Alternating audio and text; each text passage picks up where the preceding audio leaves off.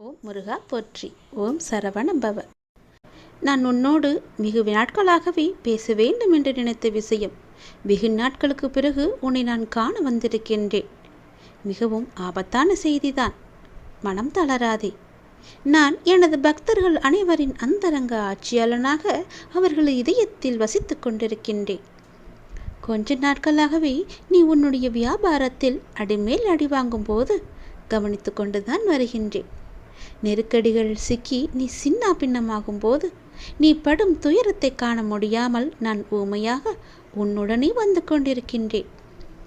என்றைக்கு என்னுடைய கஷ்டம் தீரும் என்று நினைத்து அழுது கொண்டிருக்கின்றாய்.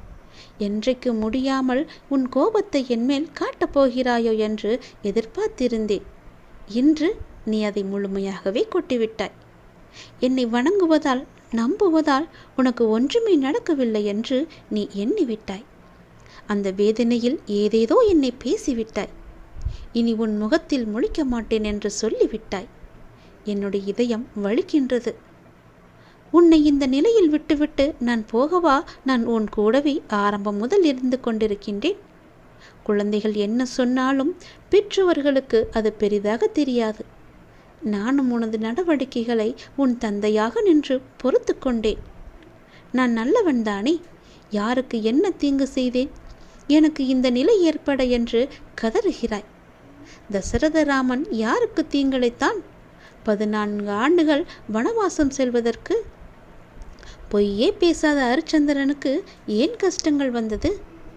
நீ மட்டும்தான் வாழ்க்கையில் கஷ்டங்களை சந்திக்கின்றாயா? வெளியே வந்து பார். எத்தனை பேர் எதிர்நீச்சல் போடுகிறார்கள் என்று. ஒன்று மட்டும் நீ நினைவில் கொள். உன் கர்ம வினைகளை நீதான் கழிக்க வேண்டும். உனக்கு வரவிருந்த பேராபத்துக்களை எல்லாம் வியாபாரத்தில் நஷ்டம் என்ற நிலை வரை திசை திருப்பியிருக்கிறேன். வேறு கஷ்டங்கள் வந்தால் நீ தாங்குவாயா? உன் குடும்பத்தினர் தான் தாங்குவார்களா? தாங்க மாட்டார்கள். ஆனால் என்றும் உன்னை ஓட்டாண்டியாக அதே நிலையில் வைத்து விடுவேன் என்று நினைக்கின்றாயா?